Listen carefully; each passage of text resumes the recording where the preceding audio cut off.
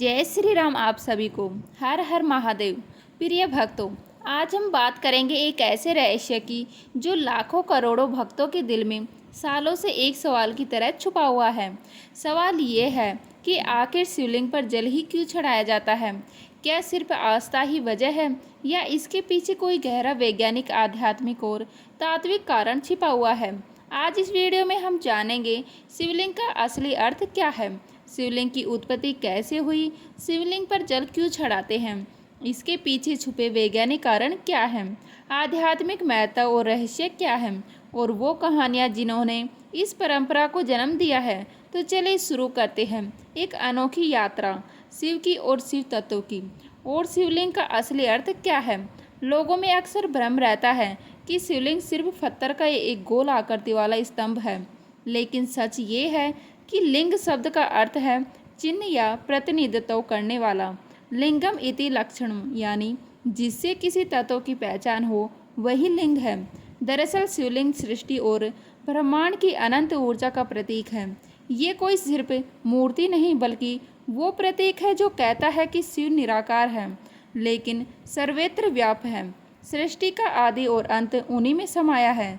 शिवलिंग का गोलाकार आधार योनि को दर्शाता है, जो सृजन शक्ति का प्रतीक है, और ऊर्ध्व भाग शिव के निराकार स्वरूप को दर्शाता है, जो विनाश और मोक्ष का प्रतीक है। वैज्ञानिक दृष्टि से देखें तो शिवलिंग अक्सर ग्रेनाइट या खास पत्थरों से बना होता है, जिसमें ऊर्जा संचय की क्षमता होती है, और उस पर जली दूध या बेलपत्र चढ़ाने से वह पत्थर ठंडा रहता है तथा उसके आसपास का वातावरण सकारात्मक ऊर्जा से भर जाता है। शिवलिंग वास्तुशास्त्र के हिसाब से भी नेगेटिव आयनस पैदा करता है, जिसे मानसिक शांति और ध्यान में सहायता मिलती है। इसीलिए जब हम शिवलिंग पर जल चढ़ाते हैं तो हम केवल एक मूर्ति पर जल नहीं चढ़ा रहे हैं, बल्कि अनंत ब्रह्मांड, अनंत ऊर्जा और अपने भीतर के शिव तत्व को नमन कर रहे होते हैं। यह कथा सिर्फ पुरानी कहानी नहीं, बल्कि यह बताती है कि शिवलिंग सृष्टि के आरंभ और अंत दोनों का प्रतीक है, और वह हमें अनंत का बोध कराता है। अब हम शिवलिंग की पूजा करते हैं, उसे भगवान शिव का प्रतीक मानते हैं, लेकिन क्या आपने कभी सोचा है शिवलिंग की उत्पत्ति कैसे हुई। क्या ये सिर्फ एक पत्थर की आकृति है या इसके पीछे कोई विराट दिव्य रहस्य छुपा हुआ है। आज हम जानेंगे वो कथा जिसके कारण शिवलिंग की स्थापना हुई और जिसे पुराणों में अनंत ब्रह्मा का प्रतीक कहा गया। बहुत प्राचीन काल की बात है। एक बार ब्रह्मा जी और विष्णु जी के बीच यह विवाद छिड़ गया कि कौन सबसे बड़ा है। ब्रह्मा जी बोले कि मैं सृष्टि करता हूँ, सब कुछ मुझसे उत्पन्न हुआ है, इसीलिए मैं ही सबसे महान हूँ। विष्णु जी बोले कि नहीं, मैं पालन करता हूँ, बिना मेरे पालन के सृष्टि चल ही नहीं सकती, इसीलिए मैं बड़ा हूँ। तब अचानक वहाँ एक विशाल अग्निमय स्तंभ प्रकट हुआ, जो इतना ऊंचा था कि उसकी न तो ऊंचाई दिख रही थी और न ही गहराई। उसकी लौ तेज थी, पर उसमें शांति और दिव्यता भी छिपी थी। उसे देखकर ब्रह्मा जी और विष्णु जी दोनों ही चकित रह गए। तभी उस अग्नि स्तंभ से एक दिव्य आवाज गूंजी कि तुम दोनों में से जो इस स्तंभ का आदि या अंत खोज लेगा वही सबसे बड़ा कहलाएगा। फिर विष्णु जी वराह रूप धारण कर उस स्तंभ की जड़ खोजने के लिए पाताल की ओर चल पड़े, और ब्रह्मा जी हंस रूप में स्तंभ के शिखर की ओर उड़ चले। दोनों अनंत काल तक चलते रहे, पर न कोई आदि मिला न अंत। विष्णु जी थककर लौट आए और स्वीकार किया कि मैं इसका आदि नहीं खोज पाया, यह स्तंभ अनंत है और शिव की परम है। पर ब्रह्मा जी ने झूठ कह दिया कि मैंने स्तंभ का शिखर देख लिया है और केतकी के फूल को साक्षी बना लिया है। तभी उस अग्नि स्तंभ के बीच से भगवान शिव प्रकट हुए। उनका तेज ऐसा था कि ब्रह्मा जी और विष्णु जी की आंखें झुक गई। शिव ने क्रोधित होकर कहा कि ब्रह्मा, तुमने झूठ कहा है, इसलिए तुम्हारी पूजा पृथ्वीलोक में कभी नहीं होगी, और केतकी का फूल भी शिव की पूजा में वर्जित रहेगा। शिव जी बोले कि वह अग्नि स्तंभ ही मेरा स्वरूप है, वही मेरा लिंग रूप है, और उसी की उपासना से मोक्ष मिलता है। इस कथा से यह स्पष्ट होता है कि शिवलिंग कोई साधारण पत्थर नहीं, बल्कि वह अनंत ज्योतिषलिंग का प्रतीक है। वह बताता है कि शिव का न आदि है न अंत है, वह अनंत है। यह अनंत निराकार ओंकार स्वरूप और सृष्टि के मूल तत्व है। पुराण कहते हैं लिंग इति लक्ष्मण, अर्थात जिससे किसी अनंत तत्व का बोध हो वही लिंग है। वैसे तो शिवलिंग से जुड़ी अनेक कथाएं और रहस्य हैं, जिनमें हर एक कथा हमें शिव के अनंत स्वरूप और उनकी महिमा का नया पक्ष दिखाती है। ठीक इसी तरह एक और बेहद रोचक कथा है, जिसमें सूर्य और चंद्रमा भी शिवलिंग की उत्पत्ति और उसकी दिव्यता से जुड़े हुए नजर आते हैं। आइए सुनते हैं यह अद्भुत कथा। बहुत पुराने समय की बात है। एक बार देवताओं के राजा इंद्र ने देखा कि सूर्य और चंद्रमा दोनों ही अपने तेज और सौंदर्य पर घमंड करने लगे हैं। सूर्य को लगता है कि उसके प्रकाश के बिना सृष्टि में कुछ संभव नहीं, जबकि चंद्रमा को विश्वास था कि उसकी शीतल किरणों के बिना संसार अंधकार और उथल पुथल से भर जाएगा। इंद्र ने इस घमंड को दूर करने के लिए दोनों को एक साथ लेकर भगवान शिव के पास जाने का निश्चय किया। जब वे कैलाश पहुंचे तब शिव मुस्कुराए और बोले, यदि तुम दोनों सोचते हो कि संसार केवल तुम्हारे कारण है तो यह भ्रम है। तुम दोनों का तेज मुझसे ही उत्पन्न हुआ है। तुम दोनों ही मुझसे लीन हो और मुझसे ही उत्पन्न होते हो। शिव ने अपनी आंखें बंद की और तभी उनके भीतर से एक तेजस्वी प्रकाश का स्तंभ प्रकट हुआ, जो आकाश तक फैल गया। वह स्तंभ इतना प्रचंड और दिव्य था कि सूर्य और चंद्रमा का तेज उसमें तुच्छ प्रतीत होने लगा। शिवजी ने कहा, यही मेरा लिंग स्वरूप है। इसमें न आदि है न अंत, इसमें ही संपूर्ण ऊर्जा समाई है। तुम दोनों का तेज भी इसी से उत्पन्न होता है। सूर्य और चंद्रमा ने झुककर शिवलिंग की पूजा की और घमंड त्याग कर कहा, हे देवों के देव, हम समझ गए कि आप ही आदि और अनंत हैं। हम तो बस आपकी शक्ति का एक अंश है। तभी शिवजी ने आशीर्वाद दिया कि तुम दोनों का पूजन मेरे लिंग स्वरूप पर सदैव होगा। सूर्य मेरे लिंग को ऊर्जा देगा और चंद्रमा शीतलता प्रदान करेगा। यही कारण है कि कई शिवलिंगों पर सूर्य की किरणें विशेष रूप से गिरती है और चंद्रमा की चांदनी में शिव की पूजा का महत्व है। इस कथा से यह संदेश मिलता है कि संपूर्ण ब्रह्मांड की सारी शक्तियाँ शिवलिंग में ही समाई हुई है और उसमें सूर्य का तेज और चंद्रमा की शीतलता दोनों ही सम्मिलित है। अब असली सवाल, शिवलिंग पर जल ही क्यों चढ़ाया जाता है? इसका जवाब 3 स्तरों पर छुपा है, पौराणिक, आध्यात्मिक और वैज्ञानिक। कहा जाता है कि समुद्र मंथन के समय जब हलाहला नामक भयंकर विष निकला, तब सारी सृष्टि विनाश के कगार पर पहुंच गई और देवता दानव सभी घबरा गए। तब भगवान शिव ने संसार की रक्षा के लिए सारा विष पी लिया था, जिससे उनका कंठ नीला पड़ गया था और वे नीलकंठ कहलाए। लेकिन उस विष की अग्नि उनके शरीर में भयंकर जलन पैदा करने लगी। तब देवताओं और देवी पार्वती ने शिवलिंग पर निरंतर जल अर्पित करना शुरू किया ताकि उनकी तपन शांत हो सके। और तभी से परंपरा बन गई कि शिवलिंग पर जल चढ़ाना शिव की शीतलता के लिए आवश्यक है।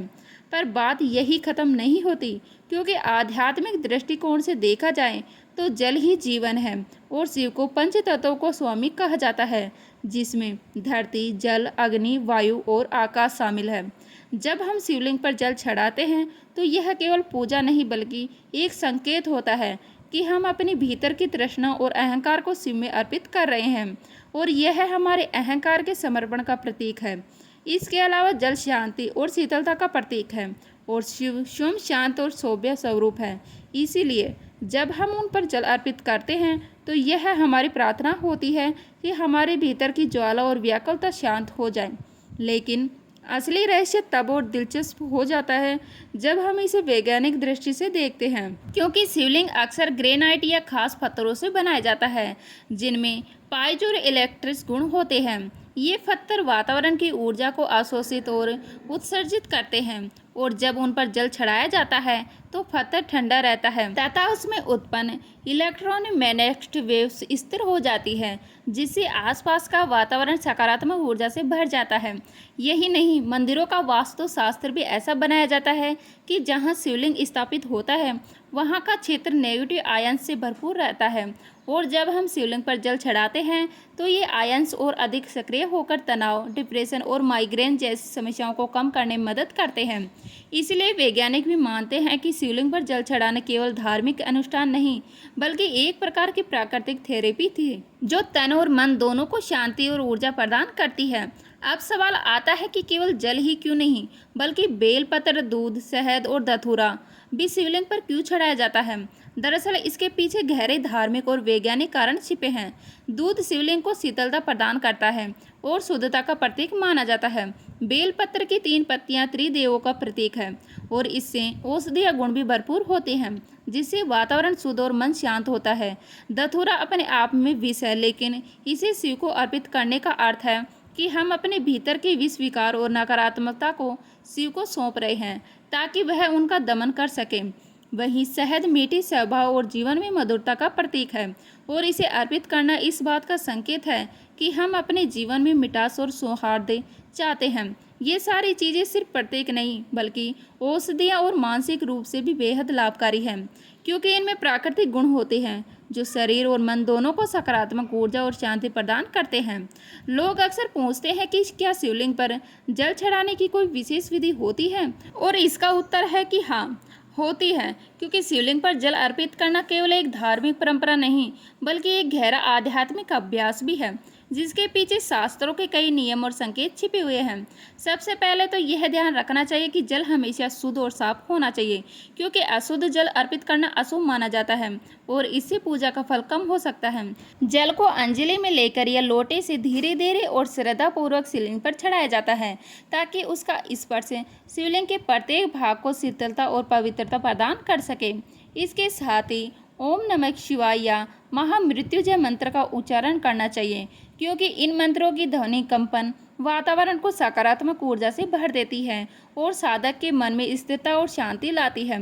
शिवलिंग पर जल चढ़ाते समय केवल मंत्र ही नहीं बल्कि अपने मन की सारी कामनाएं, कष्ट और अहंकार भी शिव के चरणों में समर्पित कर देना चाहिए, ताकि वे सब कुछ अपने भीतर समाहित कर लें और भक्त को शांति और समाधान प्रदान करें। इसके अलावा शिवलिंग की परिक्रमा करने का भी विशेष नियम है, जिसमें एक या आधी परिक्रमा ही की जाती है, पूरी परिक्रमा नहीं, क्योंकि शिवलिंग का पिछला भाग माता पार्वती का स्वरूप माना जाता है और उस भाग की अनदेखी कर आगे बढ़ जाना ही शास्त्र समझता है।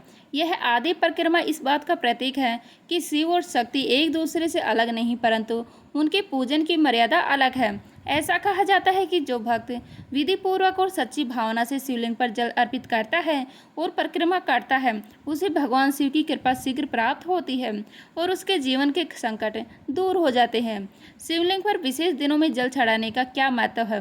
केवल रोजाना ही नहीं बल्कि कुछ खास दिन भी माने जाते हैं जब शिवलिंग पर जल चढ़ाने से विशेष फल मिलता है, जैसे सोमवार, जिसे शिव जी का प्रिय दिन माना जाता है। उस दिन शिवलिंग पर जल अर्पित करने से रोग, ऋण और संकट दूर होते हैं। श्रावण मास में तो शिवलिंग पर जल चढ़ाने का महत्व कई गुना बढ़ जाता है, क्योंकि यह मास शिव को अत्यंत प्रिय है। ऐसी मान्यता है कि इस महीने में जल चढ़ाने से 100 जन्मों के पाप भी नष्ट हो जाते हैं और मनवांछित फल की प्राप्ति होती है। महाशिवरात्रि के दिन तो शिवलिंग पर जल चढ़ाना विशेष पुण्यदायक माना जाता है, क्योंकि यही वह रात है जब शिव और शक्ति का मिलन हुआ था और पूरा ब्रह्मांड शिवमय हो गया था। इसी दिन रात भर जल चढ़ाने और ओम नमः शिवाय का जाप करने से भक्त की हर मनोकामनाएं पूरी होती है। भिन्न भिन्न प्रकार के जल का महत्व इसके अलावा लोग सोचते हैं कि सिर्फ सामान्य पानी ही चढ़ाना चाहिए, लेकिन शास्त्रों में भिन्न भिन्न प्रकार के जल का भी महत्व बताया गया है। गंगा जल सबसे पवित्र माना गया है, क्योंकि यह पापों का नाश करता है और शिवलिंग को शुद्धता प्रदान करता है। कुएं या तालाब के जल को भी शुद्ध माना गया है। विशेषकर ग्रामीण इलाकों में लोग वही जल अर्पित करते हैं। बारिश का जल प्राकृतिक रूप से शुद्ध होता है और इसे शिवलिंग पर चढ़ाना अति पुण्यकारी कहा गया है। जल अर्पण के साथ संकल्प का महत्व। एक और खास बात जो कम लोग जानते हैं वह है संकल्प का महत्व। शास्त्रों के अनुसार जब भी शिवलिंग पर जल चढ़ाया जाए तो कोई न कोई संकल्प अवश्य लिया जाना चाहिए, जैसे हे भोलेनाथ, इस जलार्पण के माध्यम से मैं अपने पापों का प्रायश्चित करता हूँ, या हे शिव जी, मेरी इस कठिनाई को दूर कर दीजिए। ऐसा करने से पूजा का फल कई गुना बढ़ जाता है, क्योंकि शिव सिर्फ भक्ति ही नहीं बल्कि सच्चे मन की भावना को भी स्वीकार करते हैं। शिवलिंग पर ध्वनि का प्रभाव। और एक बेहद रोचक तत्व यह है कि जब शिवलिंग पर जल गिरता है तो वह एक विशिष्ट कंपन उत्पन्न करता है। वैज्ञानिकों ने यह सिद्ध किया है कि इस कंपन से आसपास का वातावरण शांत होता है और मनुष्य के दिमाग में अल्फा वैक्स उत्पन्न होती है, जिससे मानसिक तनाव और चिंता कम होती है। यही कारण है कि जब मंदिरों में लगातार जलधारा शिवलिंग पर गिरती रहती है तो वह न केवल धार्मिक दृष्टि से बल्कि मानसिक स्वास्थ्य के लिए भी बेहद लाभकारी होती है। तो ये था रहस्य शिवलिंग पर जल चढ़ाने का वैज्ञानिक और आध्यात्मिक कारण। उम्मीद है आज की ये जानकारी आपको बहुत पसंद आई होगी। अगर आपको ये वीडियो अच्छा लगा हो तो लाइक करें और शेयर करें और कमेंट में हर हर महादेव जरूर लिखें। और अगर आप चाहते हैं कि किसी और धार्मिक विषय पर विस्तार से चर्चा की जाए तो कमेंट बॉक्स में ज़रूर बताइए। मिलते हैं अगले वीडियो में, तब तक के लिए जय हिंद, जय भारत, जय श्री राम।